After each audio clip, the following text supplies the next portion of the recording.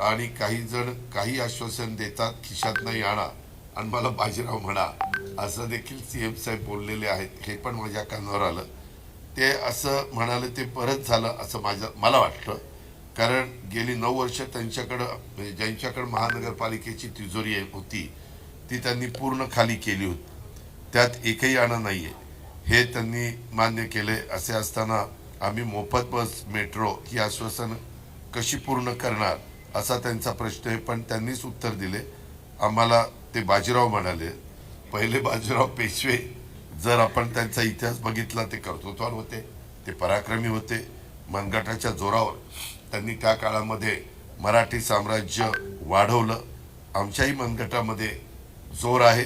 आम्ही पुन्हा तिजोरीत आणू आणि आश्वासनं त्या ठिकाणी पूर्ण करून दाखवू. त्याच्यामध्ये 15 तारखेला त्यांनी सांगितलं आजच्या काहीतरी सभेमध्ये मतदान आहे 15 तारखेला, तर उठा अलार्म बंद करा. म्हणजे आमचा सकाळचा अलार्म असतो तो बंद करा आणि घड्याळ घरीच ठेवा आणि त्यांचं बटन दाबा त्यांच्या पक्षाचं. आता 15 तारखेला उठा, अलार्म वाजेल ते बंद करा, घड्याळ घरीच ठेवा. ठेवलंच पाहिजे कारण ते निवडणूक चिन्ह सोबत आपल्याला नेता येत नाही. त्याच्यामुळं ते घरीच ठेवायचंय.